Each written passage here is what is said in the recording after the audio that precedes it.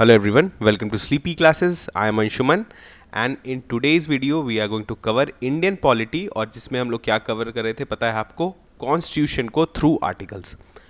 अभी हम लोग जो है किस पार्ट में थे, पार्ट 3 ऑफ इंडियन कॉन्स्टिट्यूशन। इसके पहले हमने पार्ट 1 को कवर किया है, पार्ट 2 को अभी तक हमने कवर नहीं किया है जिसमें सिटीजनशिप के बारे में दिया हुआ है, उसको हम लोग लेटर ऑन कवर करेंगे अलॉन्ग विथ रीसेंट अमेंडमेंट्स, जो स्टैट्यूटरी एक्ट्स में भी जो अमेंडमेंट हुए उसको अच्छे से हम लोग बाद में कवर करेंगे। अभी हम लोग पार्ट 3 को कवर करे थे और पार्ट 3 में क्या था, फंडामेंटल राइट्स। अब इस सीरीज़ में ऑलरेडी पार्ट 3 में हमने क्या क्या देख चुके हैं हम लोग ऑलरेडी। राइट टू इक्वालिटी हमने देखा पहले, आर्टिकल 14 to 18। उसके पहले हमने आर्टिकल 12 एंड 13 को देखा, जो कि पार्ट 3 का आप बोल सकते हैं फर्स्ट और सेकेंड आर्टिकल है।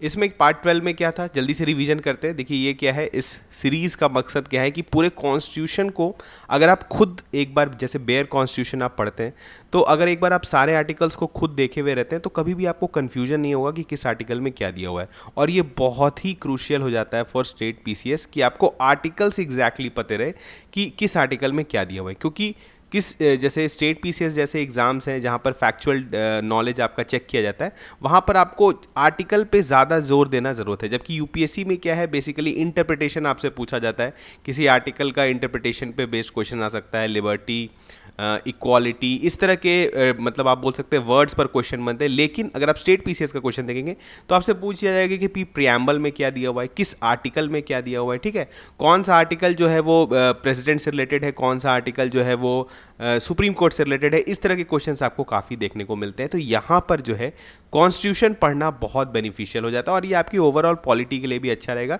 कि आपने पूरा पॉलिटी जो है वो थ्रू कॉन्स्टिट्यूशन भी किया हुआ है, ठीक है। चलिए अब हम लोग जल्दी से रिवीजन करते हैं जो अभी तक हमने पढ़ रखा है वो क्या है।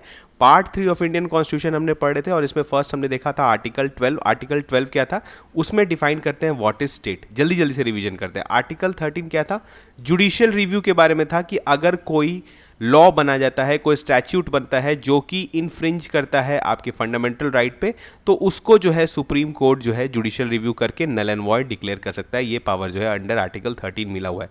उसके बाद आर्टिकल 14 से लेके आर्टिकल आप बोल सकते हैं 18 तक क्या था, सारा जो राइट्स जो मिला हुआ है आपको वो क्या था, राइट टू इक्वालिटी की तरफ एक्ट करता था। जैसे 14 में क्या था, हमने देखा concept of equality before law and equal protection of law. फिर आर्टिकल 15 में हमने क्या देखा, राइट अगेंस्ट डिस्क्रिमिनेशन। सिर्फ आपके कास्ट, सेक्स पे बेस्ड या प्लेस ऑफ बर्थ पे बेस्ड हो सकता, आपको जो है डिस्क्रिमिनेट नहीं किया जा सकता है। और उसमें हमने देखा कि स्टेट को कुछ पावर भी मिलता है, कि कुछ पॉजिटिव पावर्स मिला हुआ है, ठीक है, जिसमें हम लोग बोल सकते हैं कि स्टेट कुछ प्रोविजंस बना सकते हैं for certain sections to improve their life, ठीक है। उसके बाद हमने पढ़ा आर्टिकल 16 जिसमें क्या था, इन matter of public employment. Public employment के केस में भी डिस्क्रिमिनेशन नहीं हो सकता है, लेकिन अगेन उसमें स्टेट्स को कुछ पावर मिला है, कुछ इनेबलिंग क्लॉजेज है जिसमें स्टेट सर्टेन रिजर्वेशंस जो है वो क्रिएट कर सकता है। इसके अलावा फिर हमने क्या पढ़ा, article 17 that is all about untouchability. Untouchability के बारे में कैसे हमारे कंट्री से रिमूव करना है। और आर्टिकल 18 जो था वो एबॉलिशन ऑफ टाइटल्स था। तो आप देख रहे हैं 14, 15, 16, 17, 18 जो है ये किसके तरफ डायरेक्ट कर रहे हैं, राइट टू इक्वालिटी। सारे जो है हमारे कंट्रीज में सारे इक्वल रहे, ठीक है, फ्रेटर्निटी आप बोल सकते हैं कि ब्रदरहुड बढ़े हर तरीके से। तो ये जो है राइट टू इक्वालिटी के थ्रू इंश्योर होता है। उसके बाद हम लोग ने स्टार्ट किया था इससे पहले वाले क्लास में क्या, right to freedom. Right to freedom ने हमने बहुत अच्छे से स्टार्टिंग किया, किसका, आर्टिकल 19 हमने पढ़ा। अब आर्टिकल 19 जो है वो फ्रीडम एंड स्पीच के बारे में है, लेकिन इसमें हमने देखा कि मल्टीपल राइट्स आपको दिए जाते हैं। जैसे हमने क्या देखा था, जल्दी से बताइए। अगर हमने ए में देखा था तो फ्रीडम ऑफ एक्सप्रेशन था। उसके बाद बी में क्या था, जिसमें फ्रीडम ऑफ एक्सप्रेशन में हमने क्या देखा, आपका राइट टू जो आपको प्रेस या मीडिया होता है वो भी आपको इसी के थ्रू मिलता है। उसके बाद हमने बी में क्या देखा था, पीसफुल असेंबली, कहीं पर आप असेंबल कर सकते हैं पीसफुली, ठीक है, ये सारे राइट्स आपको दिए गए थे। सी क्या था, was formation of any union, या आप कोई ऑर्गेनाइजेशन बनाना चाहते हैं तो आप बना सकते हैं। डी में क्या था कि आप मूवमेंट, कहीं पर भी अगर आप मूवमेंट कर रहे हैं पूरे इंडिया के टेरिटरी में आप फ्रीली मूव कर सकते हैं। उसके बाद आपका क्या था, ई में क्या था, जल्दी से बताइए। कहीं पर अगर आप गए हैं तो वहाँ पे आप रिसाइड कर सकते हैं या सेटल कर सकते हैं, ये जो है आपके ई में दिया हुआ था। इसके बाद आपको पता है एफ जो था, राइट टू प्रॉपर्टी, उसको एक तरह से हटा दिया गया था फंडामेंटल राइट से और वो जो है लीगल राइट बन चुका है। तो एफ जो है आपके पास नहीं था वहाँ पे। उसके बाद सीधा क्या था, जी। अब जी में हमने क्या था, आपको देखा था कि आप किसी भी तरह के प्रोफेशन या ऑक्यूपेशन को कैरी आउट कर सकते हैं। लेकिन अगेन उसमें हमने आर्टिकल 19 में आगे पढ़ा था क्लॉज 3 क्लॉज 4 में कि वहाँ पर रीजनेबल रेस्ट्रिक्शंस है। रीजनेबल मतलब कि कुछ रेस्ट्रिक्शंस जो है वहाँ पर लगाया जा सकता है। अगर आपको आर्टिकल अंडर 19 के अंदर जो क्लॉज 1 के अंदर जो आपको फ्रीडम्स मिले हैं, ठीक है, जो भी आपको राइट्स मिले हैं, उसके अगेंस्ट स्टेट जो है रीजनेबल रेस्ट्रिक्शन लगा सकता है। अब रीजनेबल रेस्ट्रिक्शन में क्या था, आपको पता है, security of state, sovereignty and integrity of India को अगर चैलेंज कर रहे हैं तो वो भी एक रीजनेबल रिस्ट्रिक्शन है। ठीक है, डिफरेंट राइट्स के लिए डिफरेंट रीजनेबल रिस्ट्रिक्शन थे, उसके इतने डेप्थ में नहीं जाना है, लेकिन आपको पता होना चाहिए कि आर्टिकल 19 में दोनों है, राइट्स एंड रीजनेबल रिस्ट्रिक्शंस। उसके बाद हमने पढ़ा आर्टिकल 20, क्या है आपको पता है, आपको हमने देखा था कि इन केस ऑफ आपको जो है कन्विक्शन अगर आपका होता है तो उस केस में जो है आपको क्या क्या राइट्स मिले हुए हैं। ठीक है, उसमें हमने क्या क्या पढ़ा था, जल्दी से बताइए। फर्स्ट वाला आपका क्या था, एक्स पोस्ट फैक्टो लॉ। कोई भी लॉ जो आज बनाया गया है, अगर आपने क्राइम जो है लॉ बनने से पहले किया है तो आप पे जो है वो लॉ लागू नहीं होता। और ये सारे जो लॉ, ये किस लॉ का बात हो रहा है यहाँ पे, क्रिमिनल लॉ का। ठीक है, तो एस फर्स्ट था आपका x post facto law. Second क्या था, आपको जल्दी से बताइए। किसी एक ही क्राइम के अगर किसी एक एक्ट के अंदर अगर आपका ट्रायल हुआ है, आपको पनिशमेंट मिला हुआ है, तो फिर से आपको दोबारा उसी एक्ट के लिए जो है मतलब पनिशमेंट नहीं मिल सकता है, जिसमें हम लोग जिसको क्या बोलते हैं, डबल जियोपार्डाई। इससे भी आपको बचाया जाता है। एंड थर्ड वॉज, जल्दी से बताइए। फर्स्ट है आपका एक्स पोस्ट फैक्टो लॉ, दूसरा है डबल, और तीसरा क्या था, सेल्फ इंक्रिमिनेशन, मतलब कि आपको आप खुद जो है अपने खुद के अगेंस्ट जो है विटनेस आप नहीं बनाए जा सकते हैं। ठीक है, जिसमें हमने देखा था कि जो है ज़बरदस्ती आपका फिंगरप्रिंट्स और दूसरा बायोमेट्रिक्स जो है वो नहीं लिया जा सकता है। तो ये सारे चीज़ थे आपके किसमें, फर्स्ट आपका जो है आर्टिकल 20 के अंदर एक्स पोस्ट फैक्टो लॉ, उसके डबल ज्योपर्डी एंड सेल्फ इंक्रिमिनेशन। ठीक है, उसके बाद आज जो हम लोग पढ़ने वाले हैं दैट इज आर्टिकल 21, और ये भी किसके अंदर आता है, राइट टू फ्रीडम। और आर्टिकल 21 जो है आप बोल सकते हैं कि यहाँ पर जो है दिस इज़ 21, ठीक है, ये 20 लिखा हुआ है लेकिन दिस इज़ 21। ये बहुत ही इंपॉर्टेंट लॉ है। क्यों? क्योंकि आपको पता है इसका सबसे ज़्यादा वाइडर इंटरप्रिटेशन है। ठीक है, आर्टिकल अगर आप बोलेंगे पूरे फंडामेंटल राइट्स में जितने भी राइट्स हैं, ठीक है, आप ऑलमोस्ट मान सकते हैं सारे राइट्स जो है वो इस राइट के अंदर भी आते हैं। मतलब अगर जो आपका right to life and personal liberty है, इसके अंदर ऑलमोस्ट सारे राइट्स आएंगे। जैसे राइट टू इक्वालिटी आ जाएगा, ठीक है, राइट टू जितने भी फ्रीडम्स के अंदर भी आपको राइट मिले हैं, ठीक है, चाहे वो फ्रीडम ऑफ स्पीच है, राइट टू इंफॉर्मेशन है, ठीक है, सारे चीज़। इवन जब हम लोग आगे देखिए, आप अगर सुप्रीम कोर्ट के जजमेंट्स को पढ़ेंगे, अगेन दिस बहुत डिटेल में नहीं जाना है, तो आप देखेंगे कि हर चीज़ में आप राइट टू लाइफ लगा सकते हैं। ठीक है, क्योंकि राइट टू लाइफ जो है उसी का इंटरप्रिटेशन बहुत ज़्यादा वाइड है, क्योंकि लाइफ जो है उसको सुप्रीम कोर्ट ने बहुत वाइडर इंटरप्रिटेशन दिया है। लाइफ जो है वो, जैसे अगर आप बोलेंगे, जैसे इसको हम लोग स्टार्ट करते हैं पढ़ना, ठीक है, उसके बाद आपको धीरे धीरे इसके बारे में समझ में आएगा। तो सबसे पहले देख लेते हैं कि एग्जैक्टली कॉन्स्टिट्यूशन में क्या दिया हुआ है। तो यहाँ पे लिखा हुआ है, नो पर्सन, ध्यान से देखिए, no person shall be deprived of his life and personal liberty except, ठीक है, किसी भी पर्सन का आप लाइफ डिप्राइव नहीं कर सकते। और ये किसके है, अगेंस्ट स्टेट है। मतलब गवर्नमेंट जो है वो किसी पर्सन का लाइफ डिप्राइव नहीं कर सकता है, ना ही उसका पर्सनल लिबर्टी डिप्राइव कर सकता है, एक्सेप्ट, ठीक है, एक्सेप्ट यहाँ पर देखिए, according to procedure established by law, जिसको हम लोग बोलते हैं PEL। अगेन आपके लिए क्वेश्चन आ जाता है कि ये जो concept of procedure established by law है, ये इंडियन कॉन्स्टिट्यूशन में किस कॉन्स्टिट्यूशन से बोरोड है, ये आप कमेंट सेक्शन में बता सकते हैं। This is again a very exam relevant question जो आपके एग्जाम में पूछा जा सकता है।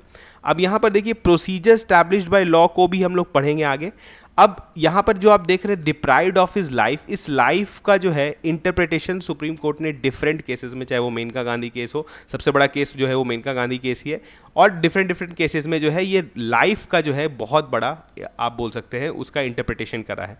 एक छोटा सा एग्जाम्पल आपको जो है इसमें अगर आप समझने का कोशिश करें, तो यहाँ पर क्या है, the right two of life in article 21 of Indian constitution does not mean animal existence. ऐसा नहीं है कि राइट टू लाइफ मतलब आपको सिर्फ जीने का राइट मिला हुआ है, कि आप सांस ले रहे हैं, कंट्री के अंदर रह रहे हैं, तो वो आपको राइट टू लाइफ है, नहीं। इसके अलावा बहुत ज़्यादा चीज़ जो है इसके साथ जोड़ा गया है। कैसे? देखिए, right to live with human dignity, ठीक है, जितने भी आपका एक डिग्निफाइड लाइफ होना चाहिए, मतलब जिसमें सोसाइटी में आपका रेस्पेक्ट हो, ये सारे चीज़ जो है आपको कॉन्स्टिट्यूशन गारंटी करता है। ठीक है, उसके बाद क्या है, राइट टू डिसेंट इन्वायरमेंट। ऐसा नहीं है कि बस आप जी रहे हैं, अगर आप देखते हैं जनरली दिल्ली में जब भी इस तरह का होता है, इन्वायरमेंटल प्रॉब्लम्स होता है या फिर कहीं और भी होता है, तो आप गवर्नमेंट जो मतलब जो PIL बहुत ज़्यादा जो है सुप्रीम कोर्ट में लोग डालने लगते हैं कि राइट टू लाइफ उनका जो है वो वायलेट हो रहा है, क्योंकि एक डिसेंट इन्वायरमेंट और pollution free water, air pollution free जो पूरा इन्वायरमेंट उनको मिलना चाहिए, वो भी किसके अंदर आता है, राइट टू लाइफ। तो हमने कहा क्या, राइट टू लाइफ के अंदर आपको सारे चीज़ अवेलेबल है जो कि आपको बाकी राइट्स में, ठीक है। उसके बाद क्या आता है, राइट टू प्रिवेसी। अभी आपने देखा था आधार के केस में, पुट्टास्वामी केस में, ठीक है, वहाँ पर भी सुप्रीम कोर्ट ने जो है ये रूल आउट किया कि कुछ कुछ सर्टेन चीज़ें जो है आधार में लाना पड़ेगा, क्योंकि राइट टू प्राइवेसी का वॉयलेशन नहीं हो सकता है, क्योंकि राइट टू प्राइवेसी जो है वो किसका पार्ट है, राइट टू लाइफ का, ठीक है। इसके अलावा जो है आपको पता है PUCL वर्सेस जो यूनियन केस है उसमें भी क्या था कि फ़ोन टैपिंग, इसके अलावा बहुत सारा चीज़ जो आपके प्राइवेसी को इंश्योर करता है वो भी बहुत इंपॉर्टेंट है, राइट टू लाइफ, क्योंकि एक डिग्निफाइड लाइफ के लिए जो है प्राइवेसी बहुत इंपॉर्टेंट है। इसके अलावा देखिए फ्री लीगल एड, ये जो है अगर आप नालसा का एक्ट के बारे में आप जानते होंगे, ठीक है, और भी डिफरेंट जो गवर्नमेंट जो प्रो बोनो टाइप की चीज़ जो करती है, तो इसमें क्या होता है कि जैसे अगर किसी पर्सन को कोई प्रॉब्लम है, लीगल प्रॉब्लम है, और वो अफोर्ड नहीं कर सकता है किसी लीगल एड को, तो उसको फ्री लीगल एड प्रोवाइड करना भी राइट टू लाइफ के अंदर का एक पार्ट है, ठीक है। तो हम ये सिर्फ ये सारे चीज़ आपको बता रहे हैं, इसके अलावा न्यूमरस चीज़ है, हमने सिर्फ 5-6 को ही कवर किया है, इसके अलावा न्यूमरस राइट्स है जो कि अंदर आपको राइट टू लाइफ मिलता है। लेकिन आपको एक पता चल गया होगा कि राइट टू लाइफ जो है वो कितना ब्रॉडर है, और सुप्रीम कोर्ट जो है डिफरेंट जजमेंट्स के थ्रू नया नया चीज़ जो है वो ऐड इसमें करते रहता है कि ये भी राइट टू लाइफ है, ये भी राइट टू लाइफ है। तो ये बहुत ही एक बोल सकते हैं सेल्फ इवॉल्विंग ये आर्टिकल है, ठीक है। इसके अलावा क्या है, राइट अगेंस्ट कस्टोडियल हरासमेंट के अगेंस्ट भी अगर आपको कस्टोडियल हरासमेंट हो रहा है तो वो भी आपका राइट टू लाइफ को वॉयलेट हो रहा है, और उस केस में जो है आप सुप्रीम कोर्ट अप्रोच कर सकते हैं और रिट पिटीशन ले सकते हैं, ठीक है। और उसके बाद क्या है, right of prisoners to have necessities of life. Prisoners का भी जो है आपको पता है राइट टू लाइफ उनके लिए भी है, तो उनको भी सर्टेन नेसेसिटीज जो प्रिजन में ज़रूरी होता है वो भी उनके राइट टू लाइफ के अंदर आता है, ठीक है। तो जस्ट आपको एक एग्जाम्पल बताए। अब देखिए कंसेप्ट क्या है, मेनका गांधी जो 1978 का ये केस है, इसमें कुछ इंपॉर्टेंट चीज़ है जिसको आपको समझ में आना चाहिए। अगर अगेन बहुत डिटेल में नहीं जाएंगे, लेकिन कुछ कंसेप्ट है जैसे procedure established by law and due process of law, ठीक है। इसको समझने के पहले हम लोग पहले जाते हैं कि जब आर्टिकल 21 में आपने पढ़ा कि किसी भी पर्सन का लाइफ और पर्सनल लिबर्टी जो है वो नहीं छीना जा सकता है except procedure established by law. यहाँ पर इसका मतलब क्या हुआ कि अगर किसी लॉ में अभी ध्यान से समझने का कोशिश करिएगा कि बहुत मतलब आपको ब्रीफली इस पूरे कंसेप्ट को समझाने का कोशिश कर रहे हैं, इससे ज़्यादा आपको पढ़ने का ज़रूरत है नहीं। अगर आपको इंटरेस्ट है तो आप पढ़ सकते हैं, लेकिन यहाँ पर आप इस बात को समझ जाएंगे। देखिए यहाँ पर क्या लिखा हुआ है, प्रोसीजर स्टैब्लिश्ड बाय लॉ मतलब क्या हो कि अगर किसी लॉ में, अगर गवर्नमेंट पार्लियामेंट के द्वारा पारित एक लॉ है जिसमें कुछ प्रोसीजर दिया हुआ है, ठीक है, जिसके थ्रू जो है गवर्नमेंट को ये पावर मिलता है कि वो किसी पर्सन का लाइफ जो हमने देखा और या पर्सनल लिबर्टी को जो है कंस्ट्रेंट कर पाए, रोक पाए, तो वो जो है वैलिड होगा, ठीक है। मतलब वो एक तरह से वैलिड होगा। ये आपके आर्टिकल 21 में दिया हुआ है, क्योंकि आपको बोला गया कि no person shall be deprived of his life and personal liberty except, मतलब अगर लॉ में दिया हुआ है कि किसी पर्सन का जो है लाइफ या पर्सनल लिबर्टी को हम लोग डिप्राइव कर सकते हैं, तो फिर वो जो है फंडामेंटल राइट का वायलेशन नहीं होगा। यही ये आर्टिकल बोलना चाह रहा है। तो यहाँ पर बात आती है प्रोसीजर स्टैब्लिश्ड बाय लॉ। अब यहाँ पर समझिए क्या है, ये जो है प्रोसीजर स्टैब्लिश्ड बाय लॉ जो PEL का कंसेप्ट है, ये जो है this is a very old concept, ठीक है। और ये आप बोल सकते हैं बहुत प्रोग्रेसिव कंसेप्ट नहीं है। प्रोसीजर स्टैब्लिश्ड बाय लॉ का मतलब क्या बोलता है कि अगर लॉ में लिख दिया गया है कि किसी पर्सन का किसी सर्टेन केस में पर्सनल लिबर्टी और लाइफ को कंस्ट्रेंट कर लेंगे तो वो किया जा सकता है, गवर्नमेंट को ये पावर है। यानी ये क्या करता है कि जो एग्जीक्यूटिव है, आप बोल सकते हैं एग्जीक्यूटिव है, वो अगर लॉ के अकॉर्डिंग एक्ट कर रहा है, ठीक है, तो वो किसी पर्सन का लाइफ और लिबर्टी को कंस्ट्रेंट कर सकता है। यहाँ पर आप समझ रहे हैं कि PEL से क्या मतलब हुआ कि अगर लॉ क्या करता है कि एग्जीक्यूटिव को बांध के रखता है कि एग्जीक्यूटिव इसके बाहर नहीं जा सकता है। तो एक तरह से आप बोल सकते हैं कि प्रोसीजर स्टैब्लिश्ड बाय लॉ ये गारंटी करता है कि एग्जीक्यूटिव जो है वो लॉ के बाहर एक्ट नहीं करेगा, लेकिन अगर लॉ में ही दिया हुआ है कि एग्जीक्यूटिव एक्ट कर सकता है, उसका पर्सनल लाइफ और लिबर्टी जो है वो छीन सकता है, तो वो जो है वो कॉन्स्टिट्यूशन के अनुसार सही होगा under procedure established by law, ठीक है। ये जो है बहुत नैरो कंसेप्ट है। इसमें क्या करता है, सिर्फ एग्जीक्यूटिव को जो है वो कंस्ट्रेंट किया है, लेकिन यहाँ पर लेजिस्लेचर को नहीं रोका गया है। अगर लेजिस्लेचर कोई ऐसा एक्ट बनाता है, ठीक है, जिसके अंदर उस पर्सन का लाइफ और लिबर्टी को छीन लिया जाए, तो उसको जो है सही माना जाएगा, क्योंकि लॉ तो बन चुका है, अब तो लॉ बन चुका है और एग्जीक्यूटिव को यह पावर मिल चुका है। लेकिन द सेकेंड कंसेप्ट है that is due process of law. This is taken from American constitution. यहाँ पे क्या आता है कि नहीं, ये जो 1978 में जो है सुप्रीम कोर्ट ने भी ये बात माना कि हमारे कॉन्स्टिट्यूशन में भले ही प्रोसीजर स्टैब्लिश्ड बाय लॉ लिखा है, लेकिन हमारे कॉन्स्टिट्यूशन में जो है फॉलो होने वाला है due process of law. Due process of law क्या हुआ कि वो बोला गया कि जो लॉ बनता है वो भी रीजनेबल होना चाहिए, फेयर होना चाहिए, और मतलब जो उसमें प्रोसीजर लिखा हुआ है, जो जो प्रोसीजर्स है, ऐसा नहीं कि जो प्रोसीजर लिख दिया गया है और अगर वो कॉन्स्टिट्यूशनली वो लॉ पास्ड है तो वो लॉ वैलिड होगा, ऐसा नहीं है। अगर उस लॉ में कुछ ऐसा चीज़ है जो कि रीजनेबल नहीं है, जो कि फेयर नहीं है और जो कि जस्ट नहीं है, तो उस लॉ को भी जो है स्ट्रक डाउन किया जा सकता है। तो एक तरह से आप बोल सकते हैं पीईएल को क्या, डीपीएल को हम लोग कैसे पढ़ सकते हैं, ड्यू प्रोसेस ऑफ लॉ जो है वो क्या करता है, पीईएल प्लस आप बोल सकते हैं नेचुरल जस्टिस बोला जाता है जनरली, लेकिन आप ऐसे समझ लिए कि रीजनेबल, फेयर और जस्ट, मतलब इस तरह से क्या कर रहे हैं कि डीपीएल के थ्रू क्या कर रही है कि सुप्रीम कोर्ट जो है वो लेजिस्लेचर के भी आर्बिट्रेरीनेस को कंट्रोल कर रही है। पीएल से क्या मिला कि अगर लॉ बनता है तो उसमें जो भी दिया हुआ है उसके अलोंग जो है एग्जीक्यूटिव काम करेगा। तो ये क्या करता है, एग्जीक्यूटिव का आर्बिट्रेरीनेस को, मतलब कि ऐसा नहीं कि कुछ वेग एक्ट कर दे, उसको रोकता है। लेकिन डीपीएल में क्या है,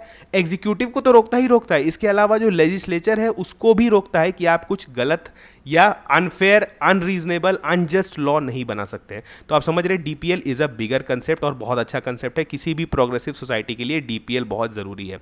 तो DPL is a progressive concept and PEL जो है दिस इज अ, आप बोल सकते हैं थोड़ा सा पुराना कंसेप्ट है और थोड़ा सा आप बोल सकते हैं कंजर्वेटिव कंसेप्ट है, क्योंकि अब हमारे सोसाइटी में डीपीएल का बहुत इंपॉर्टेंस हो गया है। ठीक है, तो लेकिन हमारे जो 1978 केस है उसके बाद जो है इसको काफ़ी ज़्यादा महत्व मिलता है डीपीएल को। चलिए अब आप समझ गए इस चीज़ को। तो हमने लाइफ राइट टू लिबर्टी को पढ़ लिया, लाइफ लिबर्टी, इससे ज़्यादा आपको पढ़ने का जरूरत नहीं, अब आपको पूरा कंसेप्ट जो है इसमें क्लियर हो गया होगा। अब आते हैं next article, that is article 21A, जिसमें बोलते हैं राइट टू एजुकेशन। ठीक है, अब यहाँ पर हम लोग राइट टू एजुकेशन पढ़ने से पहले क्या करेंगे, कुछ बैकग्राउंड भी जानेंगे, क्योंकि एक बहुत ही इंपॉर्टेंट अमेंडमेंट था इसमें, जिसके बाद पूरे राइट टू एजुकेशन को जो है फंडामेंटल राइट बना दिया गया। पहले हम लोग इस आर्टिकल को पढ़ लेते हैं, फिर इसके हिस्टोरिकल बैकग्राउंड को पढ़ेंगे और फिर देखेंगे कि अमेंडमेंट के थ्रू जो है वो क्या क्या चेंजेस लाया गया कॉन्स्टिट्यूशन में। ठीक है, फर्स्ट है देखिए आर्टिकल 21 में अगर हम लोग राइट टू एजुकेशन की बात करें तो स्टेट क्या है, स्टेट शैल प्रोवाइड, क्या लिखा हुआ है यहाँ पर ध्यान से पढ़िए, the state shall provide free and compulsory, मतलब वो जो एजुकेशन जो स्टेट प्रोवाइड कर रही है वो फ्री भी है, ठीक है, और कंपलसरी एजुकेशन भी है। ठीक है, मतलब वो उनको देना ही पड़ेगा कि किसी भी तरह का कंस्ट्रेंट जो है वो चाइल्ड पे नहीं पड़ना चाहिए, ऐसा ना ही इकोनॉमिकल कंस्ट्रेंट, ना ही किसी तरह का और कंस्ट्रेंट, वो उसको एजुकेशन मिलना ही जरूरी है। ठीक है, अब क्या है, ऑल द चिल्ड्रन, और किस एज ग्रुप का बात हो रहा है, 6 to 14, ये ध्यान रखिए, ये जो 8 years ऑफ एजुकेशन है, ठीक है, 8 years ऑफ एजुकेशन ये बहुत ही इंपॉर्टेंट है और इसीलिए इसको फंडामेंटल राइट बना दिया गया है। मतलब इतना दिन का एजुकेशन जो आप क्लास 6 से क्लास 14 तक, मतलब सॉरी एज 6 से जो है आप एज 14 तक का जो एजुकेशन होता है, 8 साल का एजुकेशन, आप बोल सकते हैं बेसिकली क्लास 1 से लेके क्लास 8 तक का एजुकेशन जो है,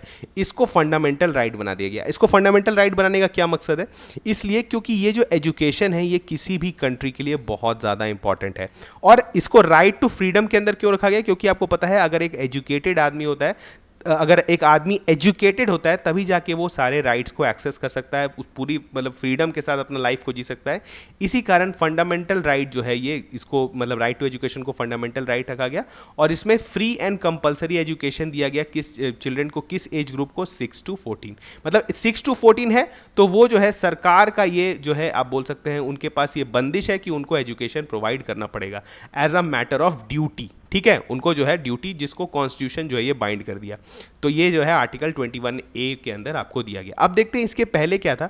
तो आर्टिकल 45 में जो 86th अमेंडमेंट हुआ था, जो जिससे इंट्रोड्यूस हुआ था आर्टिकल 21A, उसके पहले क्या था, आर्टिकल 45 जो आपको पता है किसके अंदर आता है, directive principles of state policy, वहां पर एजुकेशन से रिलेटेड कुछ चीज़ दिया हुआ था। मतलब जब फंडामेंटल राइट नहीं था, राइट टू एजुकेशन जब फंडामेंटल राइट नहीं था, तो उसके पहले क्या था, आर्टिकल 45 DPSP में क्या दिया हुआ था कि प्रोविजन क्या दिया हुआ था, एग्जैक्टली आपको पढ़ के सुना रहे, provision for free and compulsory education for children, the state shall endeavour to provide within a period of 10 years from the commencement of this constitution for free and compulsory education for all children. मतलब ये क्या था कि यहाँ पर आपको पता है डीपीएसपी में जो भी चीज़ दिए रहते हैं वो क्या होते हैं, जस्टिसिएबल नहीं होते, मतलब as a matter of right उसको क्लेम नहीं किया जाता है।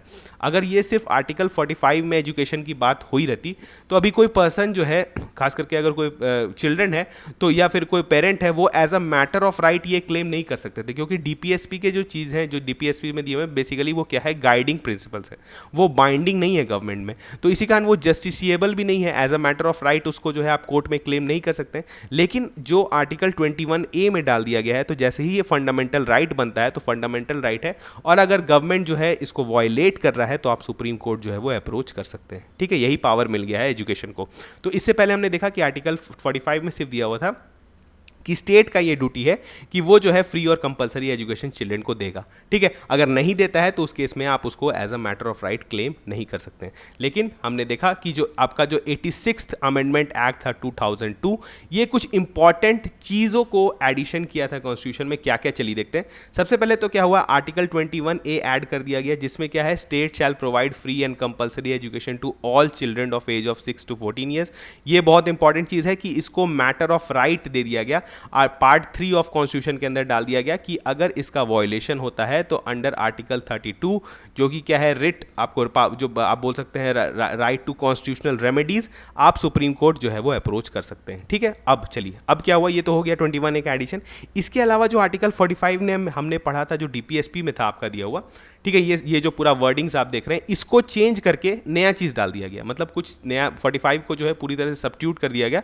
क्या चीज़ से, यहाँ पर क्या लिख दिया गया, द स्टेट शैल, अब ध्यान से देखिए, अब 45 में आपके क्या दिया हुआ है, the state shall endeavour to provide early childhood care. यहाँ पर इंपॉर्टेंट हो गया। अभी हमने क्या पढ़ा कि आपको आर्टिकल 21A में आपको क्या दिया हुआ है कि किसी भी चाइल्ड का जिसका एज 6 to 14 है, ठीक है, उसको एलिमेंट्री एजुकेशन जो है फ्री और कंपलसरी मिलेगा, ये पता है आपको। ठीक है, अब यहाँ पर क्या बात आता है कि जो चाइल्ड 6 इयर्स से पहले का है, ठीक है, तो उसको हम लोग बोलते हैं अर्ली चाइल्डहुड।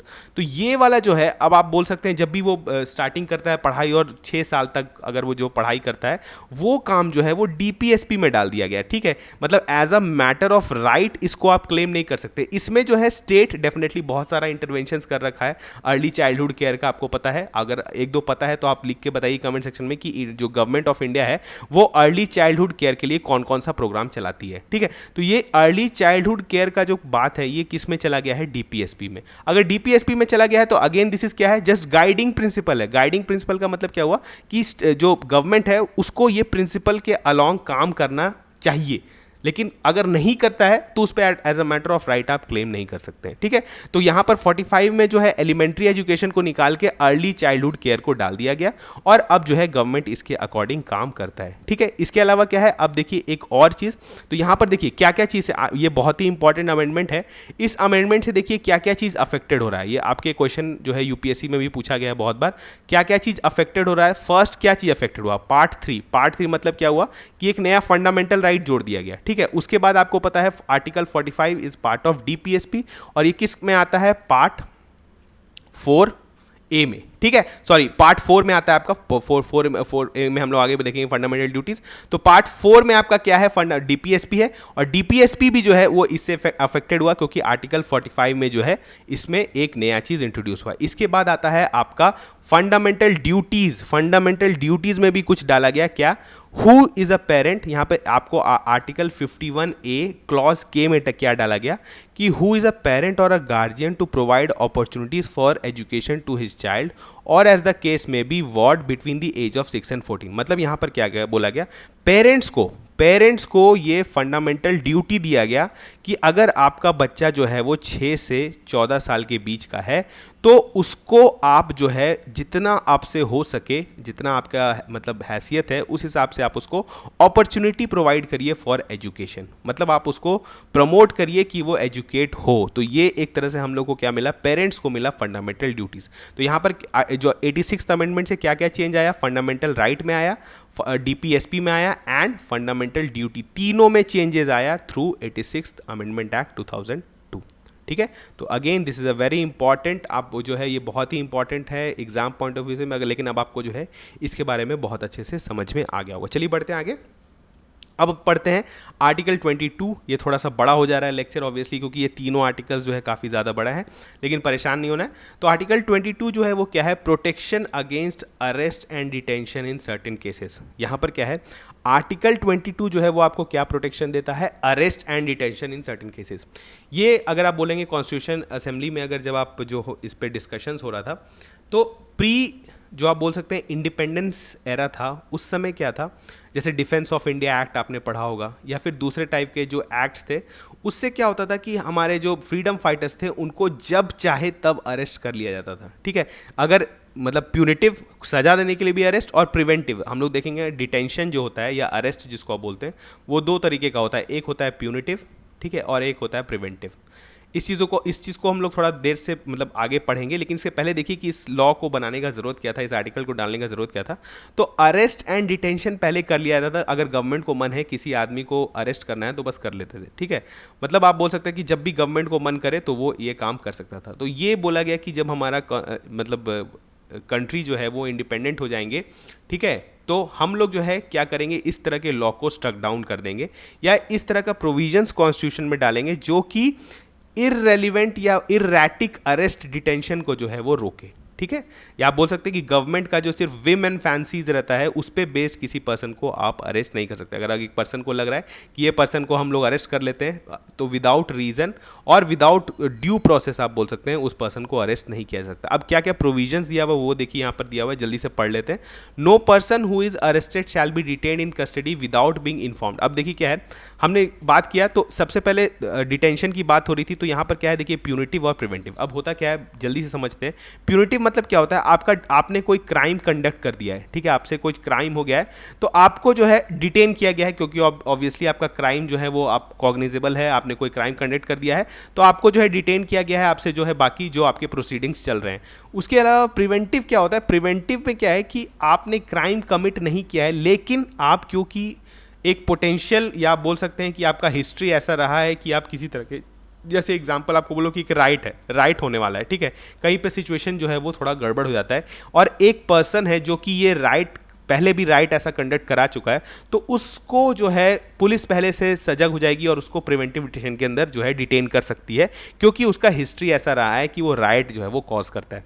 तो ये सारी चीज़ हैं जिसको हम लोग बोलते हैं प्रिवेंटिव डिटेंशन। प्रिवेंटिव डिटेंशन मतलब वो क्राइम अभी कंडक्ट नहीं किया है, लेकिन वो कंडक्ट कर सकता है और फॉर ग्रेटर पब्लिक गुड उसको जो है डिटेन किया जा सकता है। ठीक है, तो यहाँ पर अब देखिए क्या है, जो पहले जो ये क्लॉजेस दिए हुए हैं आपके आर्टिकल 22 में 1-2 में, तो ये किसके बारे में है, ये आपके प्यूनिटिव डिटेंशन के बारे में है कि अगर किसी पर्सन ने किसी क्राइम को कंडक्ट किया है और उसको डिटेन किया गया है, तो उस केस में जो है क्या क्या राइट्स उसको दिए जाते हैं। ठीक है, इसका राइट्स क्या है कि no person who is arrested shall be detain in custody without, देखिए उस पर्सन को जो आपने कस्टडी में लिया है तो आप उसको विदाउट इंफॉर्मेशन कस्टडी में नहीं ले सकते हैं। ठीक है, और उसको ये भी राइट मिलता है कि वो अपने, ठीक है, बोला है आई वॉन्ट माई लॉयर। आप हर जगह मूवी में भी देखते हैं कि अमेरिकन, खास करके अमेरिकन मूवीज़ में या फिर ब्रिटिश मूवीज़ में हर जगह दिया रहता है कि आई वॉन्ट माई लॉयर। तो क्या होता है कि जैसे भी आप किसी पर्सन को डिटेन करते हैं तो वो किसी कंसल्ट या फिर आप बोल सकते हैं उनके लीगल एड जो है वो उस पर ले सकते हैं, वो हेल्प उसका ले सकते हैं, और उसके बाद जो है वो अपना उसको रिप्रेजेंटेशन भी दे सकते हैं वहाँ पर। ठीक है, अब यहाँ पर क्या है, सेकंड क्या है,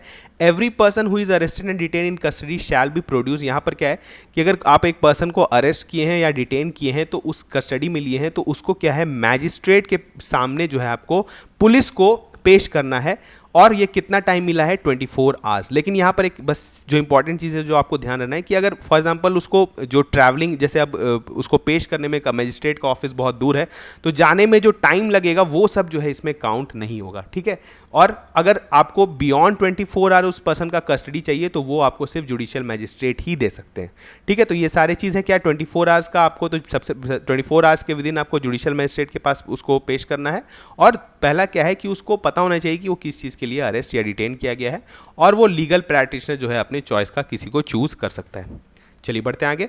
अब यहाँ पर 3 में क्या दिया हुआ है, nothing in clause 1 and 2 shall apply. ये जो आपको दिया हुआ है, जो एक तरह से राइट है, ये किसको किसको नहीं मिलेगा, any person for the time being is an enemy alien. ठीक है, कोई एनिमी एलियन है, ठीक है, जो कि हमारे कंट्री के सिक्योरिटी, सेफ्टी सिक्योरिटी के अगेंस्ट काम कर रहा है, तो उसको ये राइट्स नहीं मिलेगा। दूसरा क्या है, any person who is arrested और detained under any law providing the preventive. अगर गवर्नमेंट ऑफ इंडिया ने या गवर्नमेंट ऑफ इंडिया पार्लियामेंट ने कोई भी प्रिवेंटिव डिटेंशन लॉ पारित किया है और उस लॉ के अंदर उस पर्सन को प्रिवेंटिव डिटेन किया गया है तो ये राइट्स उसको नहीं मिलेंगे। ठीक है, चलिए अब हम लोग देख लेते हैं। अभी तो हमने देखा कि ये क्या है, सबसे पहले प्यूनिटिव डिटेंशन के बारे में था, अब बात आती है प्रिवेंटिव। ठीक है, प्रिवेंटिव डिटेंशन क्या हुआ कि क्राइम होने से पहले ही किसी पर्सन को कस्टडी में ले लेना। अब यहाँ पर क्या है, यहाँ पर जो राइट्स मिला हुआ है, प्रिवेंटिव डिटेंशन भी है तो इसमें भी पर्सन का कुछ ना कुछ तो राइट होगा ही। तो क्या क्या राइट्स दिया हुआ है, यहाँ पे दिया हुआ है, no law providing for preventive detention shall authorise the detention of a person for a longer period than 3 months.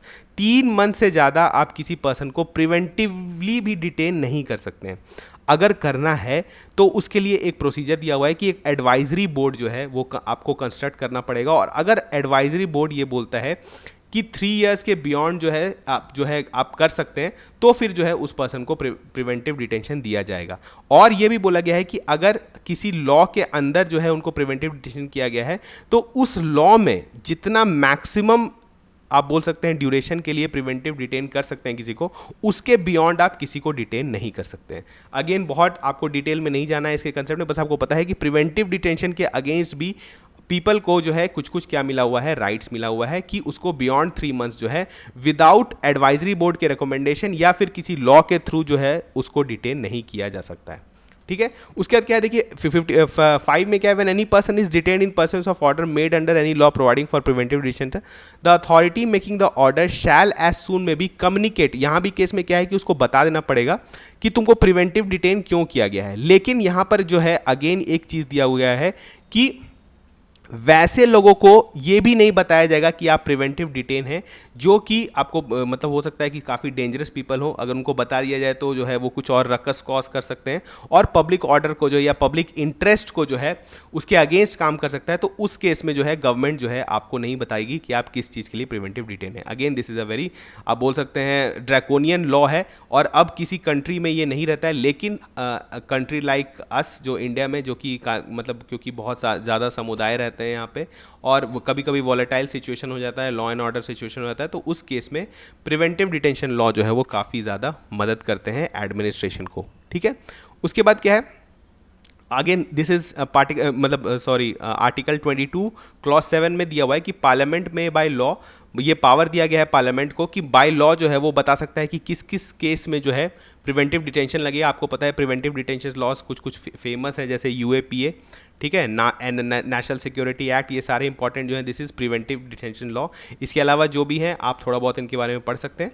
ठीक है, उसके बाद ये जो है क्लॉज 7 में क्या दिया हुआ है कि पार्लियामेंट को ये पावर दिया जाता है कि किस किस सर्कमस्टांसेस में ये लगेगा, उसके बाद कौन एडवाइजरी बोर्ड का कॉम्पोजिशन क्या होगा, और बाकी चीज़ जो भी होगा रिगार्डिंग टू प्रिवेंटिव डिटेंशन ये पार्लियामेंट जो है वो लॉ इस पर बना सकता है। ये जो है आपके आर्टिकल 22 क्लॉज 7 में दिया हुआ है। ठीक है, तो आज जो है हमने पढ़ लिया क्या क्या, जल्दी से बताइए। आर्टिकल 21 से स्टार्ट किया, फिर 21A पढ़ा और फिर आर्टिकल 22। तो आपका जो है यहाँ से है राइट टू फ्रीडम जो है वो कवर हो गया। राइट टू फ्रीडम कहाँ से कहाँ था, 19 से लेके 22 तक। इसके बाद जो है अब हम लोग पढ़ेंगे, आगे पढ़ेंगे एक्सप्लॉयटेशन के बारे में। ठीक है, तो ये सारे कंसेप्ट्स आपको क्लियर होने चाहिए। अगर आपको फिर से रिवाइज करना है तो आप पुराने लेक्चर्स देख सकते हैं। Right from equality, right to equality से लेके राइट टू फ्रीडम हमने बहुत अच्छे से कवर किए। अगर आप ये सारे लेक्चर्स देख लेंगे तो आपको फिर इन आर्टिकल्स में कभी कंफ्यूजन नहीं हुआ कि 20 में क्या दिया हुआ था, कहीं 20 में तो प्रिवेंशन ऑफ डिटेंशन लॉ तो नहीं दिया हुआ था, ठीक है, या 22 में क्या दिया हुआ था। ये सारे चीज़ जो हैं आपको जनरली हमेशा कंफ्यूजन रहता है जब तक आप बार बार ना पढ़ें। लेकिन अगर आप ये वीडियोस देख के जाते हैं, क्योंकि इसमें हमने थोड़ा सा एक्सप्लेनेशन अच्छे से किया है, तो आपको फिर कभी एग्जाम में कन्फ्यूजन नहीं होगा और पॉलिटी में आपका ग्रिप जो है वो धीरे धीरे इंप्रूव होगा। ठीक है, तो चलिए मिलते हैं नेक्स्ट क्लास में, तब तक थैंक यू।